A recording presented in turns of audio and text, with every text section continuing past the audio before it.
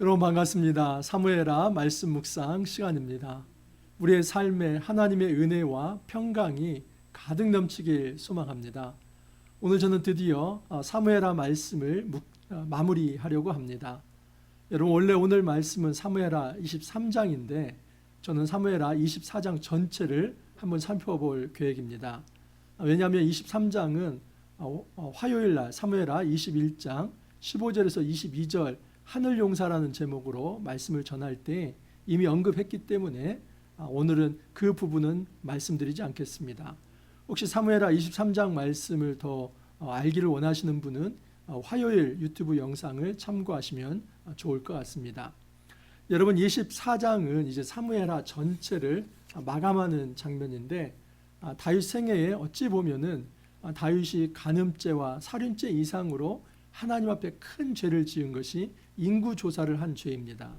이것으로 마무리가 됩니다. 좀 이왕이면 좀 좋게 마무리되면 좋을 텐데 마지막에 또 다윗의 죄가 나와서 좀 꺼림칙할 수도 있습니다. 하지만 여러분 해피엔딩입니다. 걱정하지 마십시오. 다윗이 하나님 앞에서 정말 심각한 죄를 짓지만 하나님께서 큰 은혜를 베푸십니다. 그래서 저는 은혜 베푸시는 하나님에 대해서 그 시각에서 이 사무엘하 24장 전체를 한번 살펴보도록 하겠습니다. 먼저 우리 하나님께서는 이스라엘에 진노하시는데 그 진노를 성취하기 위해서 다윗을 격동하십니다. 1절을 한번 읽어드립니다. 여호와께서 다시 이스라엘을 향하여 진노하사 그들을 치시려고 다윗을 격동시키사 가서 이스라엘과 유다의 인구를 조사하라 하신지라. 우리 하나님께서 누구에게 진노하십니까? 다윗에게입니까? 아니면 이스라엘 백성에게입니까? 이스라엘입니다. 이스라엘을 향하여 진노하사 그들을 치시려고. 그러니까 이스라엘이 지금 어떤 죄를 지었는지는 자세히 나와 있지 않습니다. 하지만 이스라엘 사회에 우상 숭배나 또는 불의, 그래서 무고한 피를 흘리는 이러한 죄들이 아마 큰 죄들일 것입니다. 하나님께서는 그것을 참다 못하다 이제 이스라엘 백성 자체를 치시려고 마음 먹으셨습니다. 그런데 어떤 방식을 취하냐면 다윗을 격동시킵니다. 왜냐하면 다윗은 이스라엘의 대표로 존재하고 그는 왕으로 존재하기 때문입니다. 여러분 한 가지 알 수 있는 것은 무엇이냐면 지금 하나님께서 다윗을 격동시킨다 하는 것은 지금 다윗에게 하나님께서 죄의 마음을 심어주신다 하는 것이 아니라 다윗 안에 남아있는 교만함 또 하나님 없이 살아가고자 하는 그런 어떤 정서 그것을 하나님께서 간섭하지 않고 내버려 두신다 하는 것입니다. 여러분 우리가 이 땅에서 하나님 백성으로 살아갈 때는 내가 정말 의로워서 그렇게 하늘 백성으로 살아가는 거 아닙니다. 우리 마음에는 선한 양심이 있을 뿐만 아니라 악한 본성도 있습니다. 죄악의 본성이 있습니다. 그래서 늘 그 두 가지가 싸우지 않습니까? 선을 행하고자 하는 마음, 악을 행하고자 하는 마음. 그런데 하나님께서 우리를 긍휼히 여기시지 않고 놔버린다면 여러분 100이면 100 모든 사람들은 악을 행하는 쪽으로 기웁니다. 하나님께서 다윗을 격동한다고 하는 것은 하나님께서 다윗의 교만한 마음 상태를 내버려 두신다 하는 것입니다. 하나님께서 그 마음을 붙잡지 않으실 때 하나님께서 그의 마음을 주장하시지 않을 때 그 어떤 사람도 그 스스로 하나님 앞에서 제대로 된 신앙생활을 해나갈 수 없습니다. 신명기 30장 6절에 의하면 하나님을 사랑하는 마음까지도 우리 하나님께서 그 마음에 심어주신다 하셨습니다. 결국 우리가 믿음 생활을 한다고 하는 것도 내 자율하기보다는 우리 하나님께서 은혜 베푸셔야 가능합니다. 우리 하나님께서는 잠시 다윗을 내버려 두십니다. 그 이유는 무엇이냐면 이스라엘 백성을 치기 위함입니다. 어찌 보면 이 지도자가 감당해야 할 그런 무거운 책임감일 수 있습니다. 사실은 여러분 하나님께서 다윗을 내버려 둔다 할 때는 지금 다윗은 이스라엘과 같은 죄가 하나도 없고 그렇게 무고하게 당하는 그런 것이 아니라 사실은 다윗은 빙산의 일각입니다. 어찌 보면 이스라엘은 빙산이고 그 빙산의 일각에 드러난 이 다윗의 교만한 그 행동, 그 죄악이 결국 이스라엘 전체의 죄악을 드러낸다라고 볼 수 있습니다. 그렇기 때문에 여기에서 하나님께서 이스라엘 백성을 치시기 위해서 다윗을 격동한다고 하는 것은 다윗을 포함한 이스라엘 모든 사람들이 하나님을 떠나고 교만한 상태에 있을 때 하나님께서 징계하시고자 하는 그런 마음을 정했다 하는 것을 알 수 있습니다. 자, 그렇게 하나님께서 다윗의 마음을 악에 그냥 내버려 둘 때에 이제 다윗이 어떻게 움직이는가 한번 보십시오. 2절 이하를 보면 이에 왕이 그 곁에 있는 군사령관 요압에게 이르되 너는 이스라엘 모든 지파 가운데로 다니며 이제 단에서부터 브에세바까지 이스라엘 인구를 조사하여 백성의 수를 내게 보고하라 하니 요압이 왕께 아뢰되 이 백성이 얼마든지 왕의 하나님 여호와께서 100배나 더하게 하사 내 주 왕의 눈으로 보게 하시기를 원하나이다. 그런데 내 주 왕은 어찌하여 이런 일을 기뻐하시나이까 하되 왕의 명령이 요압과 군대 사령관들을 재촉한지라 요압과 사령관들이 이스라엘 인구를 조사하려고 왕 앞에서 물러나. 여러분, 요압도 아는 일을 지금 다윗은 모르고 있습니다. 원래 이렇게 다윗이 영성이 없는 자입니까? 그렇지 않습니다. 하나님께서 격동할 때, 다시 말해서 하나님께서 다윗을 그냥 악한 본성 그대로 놔두실 때에 다윗은 그 악의 경향으로 흐를 수밖에 없는데 그 다윗은 정말 가장 기본적인 것도 판단 못하고 그리고 영적 분별력을 갖지 못합니다. 여러분, 지금 하나님께서는 분명히 신명기 17장 말씀에 의하면 신명기 17장 16절 이하의 말씀에 의하면 너희는 병마를 많이 두지 말라고 이야기를 합니다. 그리고 아내들도 많이 두지 말라고 합니다. 그런데 이 아내들을 많이 두는 거 여러분 정략결혼 아닙니까? 외세에 의지하지 말라. 이 병마를 많이 두려고 하는 것은 너희가 너희의 어떤 수의 많음, 어떤 국방력에 의해서 너희 자신을 지킬 수 있는 것이 아니라 너희는 하나님이 지키는 것이다. 그래서 하나님을 의지하라는 것입니다. 여기 인구조사는 징병과 징세 두 가지 의미가 있지요. 그래서 여러분, 이 징병과 징세를 위해서 인구조사하는 것은 세속 정권들, 하나님 나라가 아닌 이방의 모든 나라들은 이러한 방식으로 백성을 쥐어짰습니다. 그래서 아주 절대적인 독재 정권으로서 그 백성들을 컨트롤하기 위해서 인구조사라고 하는 방식을 통해서 징병과 징세를 했던 것입니다. 여러분, 다윗이 이 세속적 방식을 취하는 것은 지금 하나님을 신뢰하지 않는 표입니다. 다윗이 원래 그랬던 사람이 아닙니다. 하지만 지금 하나님께서 다윗을 격동할 때에 그는 요압도 아는 상식적인 영성 그 자리에서 벗어나서 자기의 교만에 의해서 내가 이제까지 존재하는 것이 사실은 하나님의 은혜였는데 하나님의 은혜로 존재하는 것이 아니라 내 힘, 내가 가지고 있는 자원으로 내 스스로의 삶을 지켜나가겠다 하는 그 교만이 올라온 것입니다. 이것은 매우 매우 심각한 죄악입니다. 여러분, 우리가 이 땅을 살아가면서 가장 큰 죄가 무엇일까요? 도둑질하는 거, 사기치는 거, 간음, 살인, 물론 여러분 굉장히 큰 중죄들입니다. 하지만 이것보다도 하나님께서 가장 심각하게 여기는 죄는 무엇이냐면 교만입니다.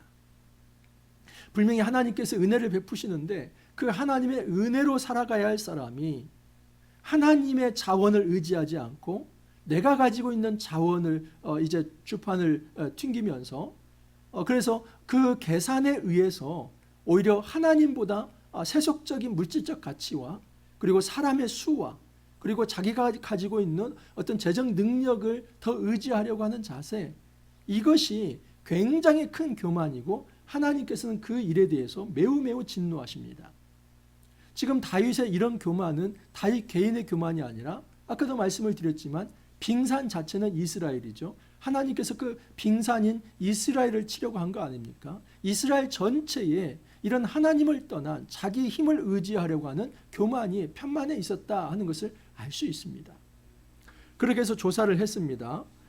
인구를 조사해 보니까 칼을 빼는 담대한 자가 80만 명이요 유다 사람이 50만 명이라.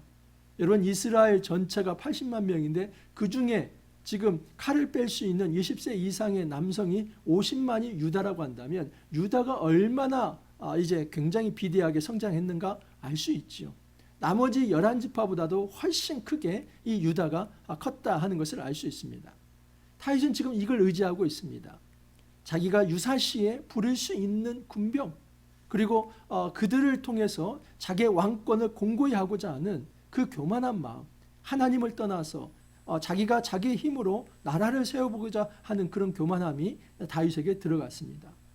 다행인 것은 다윗이 이 일에 대해서 바로 깨닫고 하나님 앞에 회개를 합니다. 10절 11절을 보면 다윗이 백성을 조사한 후에 그의 마음에 자책하고 다윗이 여호와께 아뢰되 내가 이 일을 행함으로 큰 죄를 범하였나이다. 여호와여 이제 간구하옵나니 종의 죄를 사하여 주옵소서. 내가 심히 미련하게 행하였나이다 하니라. 여러분, 다윗이 정말 좋은 영성은 무엇이냐면 그가 하나님이 내버려 두심으로, 하나님께서 격동하심으로 그가 그의 어떤 죄의 성향에 끌려서 이 교만의 죄를 지었지만 바로 그것을 깨달은 후에 그는 하나님 앞에 주님 용서해 주십시오. 제가 이런 교만한 죄를 지었습니다 하고 회개를 합니다. 그때 선지자 갓이라고 하는 사람이 중재 역할을 합니다.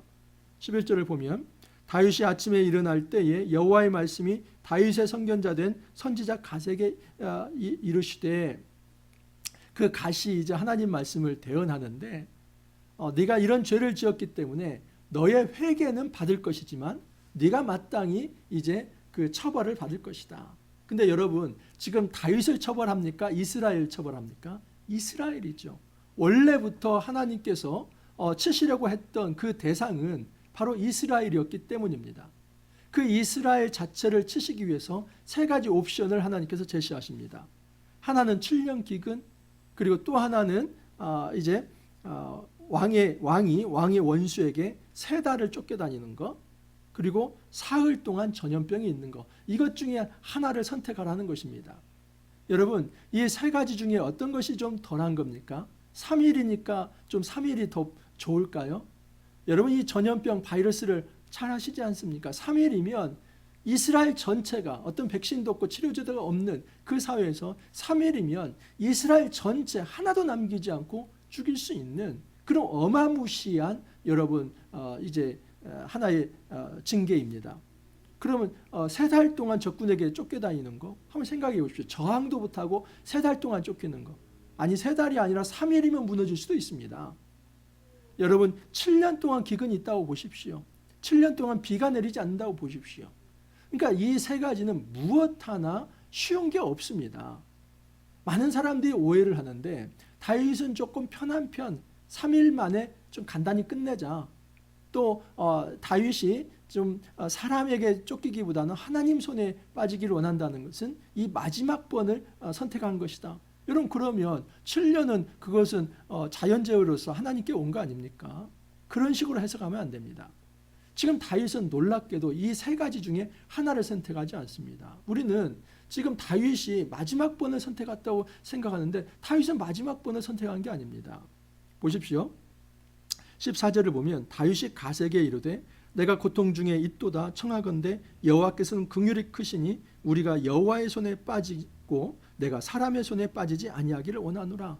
여러분, 이것은 다윗이 이 셋 중에 하나를 선택한 것이 아니라 그 무엇이 되든 내가 사람의 손에 빠지지 않기를 바라고 하나님의 손에 빠지기를 바란다는 것은 진노 중에도 우리 하나님께서 긍휼을 베풀어 주십시오. 그 대원칙만을 다윗이 얘기한 것입니다.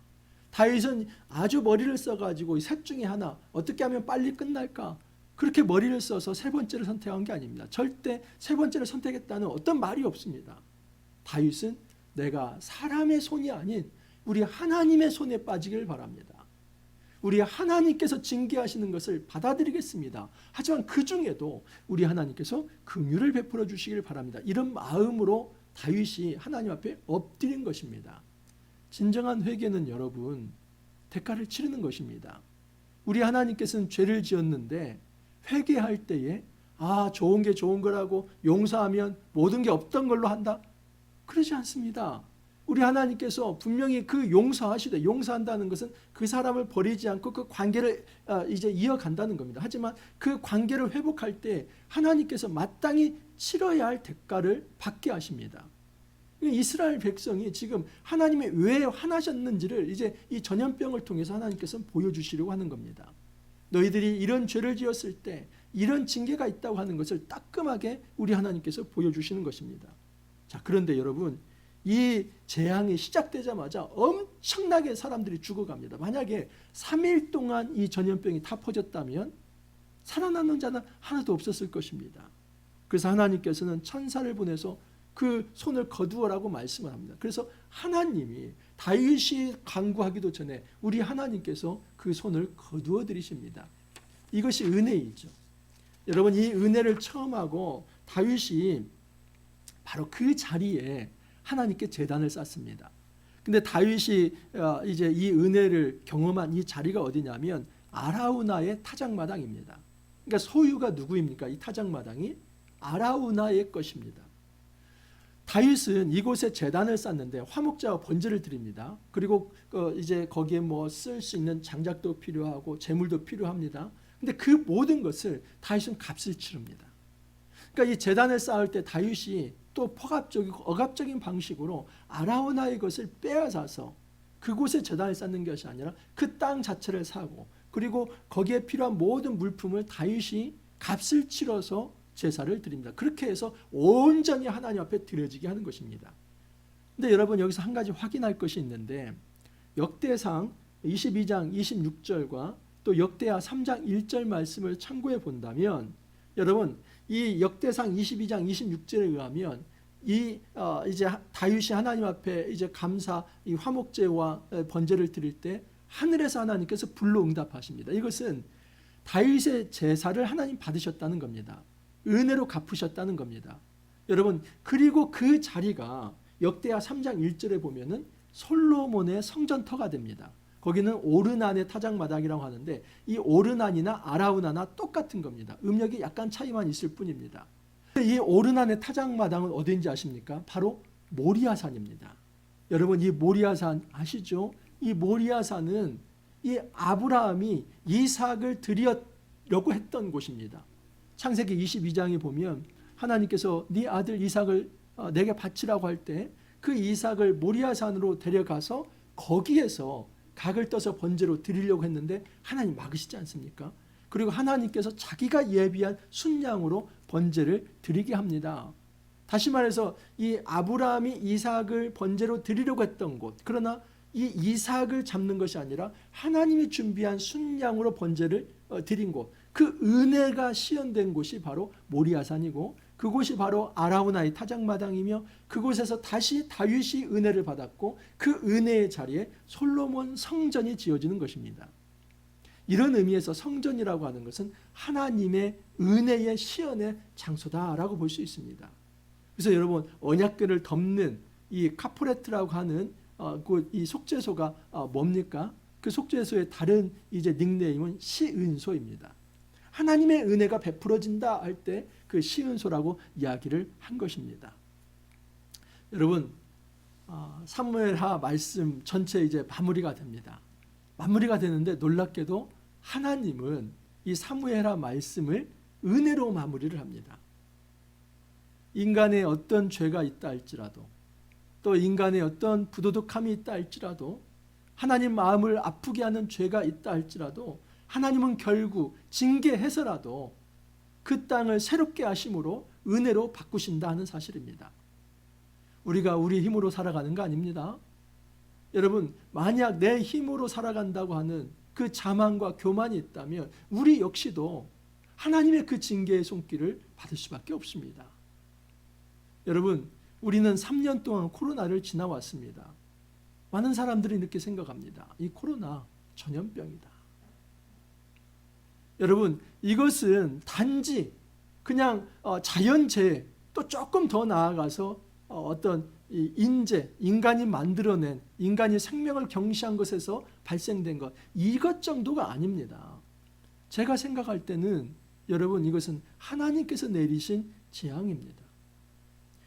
우리 한국뿐만 아니라 전 세계에 정말 모든 사람들이 하나님을 떠나서 자기 왕국을 만들고 생명을 경시하며 불의하게 그렇게 우상을 섬기면서 자기 멋대로 살아갈 때에 하나님께서 칼을 드신 것입니다. 이 전염병에 칼을 드신 것입니다. 이 세월이 3년이 지나왔습니다. 여러분, 우리가 해야 할 것은 뭐냐면 하나님의 긍휼을 구하는 것입니다. 제가 작년에도 이렇게 말씀을 드렸었습니다. 우리에게 있어서 해법은 하나님의 긍휼이다.